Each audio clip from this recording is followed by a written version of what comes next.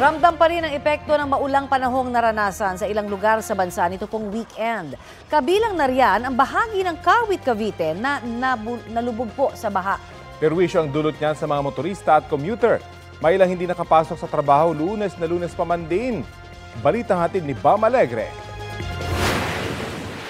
Dahil sa malakas na ulan sa Cavite kahapon, baha pa rin ang ilang kalsada sa Kawit. Mula pa General Trias, Cavite, si Ramon Alnas. Maaga siyang bumiyahe para hindi malate sa trabaho. Pero absent na lang siya dahil tumirik ang motorsiklo niya sa bahaging ito malapit sa Tirona Highway sa Kawit, Cavite. Ang malaking abala talaga,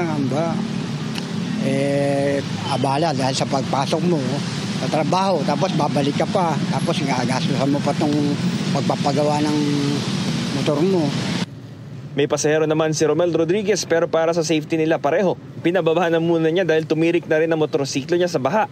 Sakripisyo ko yung motor ko, pinababa ko na lang yung pasahero. At sobra taas kasi sa gitna. Absent na rin sa trabaho si Angelo Lamanilaw dahil pare-pareho sila ng kapalaran, tirik sa baha, tulak motorsiklo. Nangihinayang siya dahil sa dagdag hassle pa ng baha sa gastusin niya. Kung bakit daw kasi hindi dama ang mga flood control project.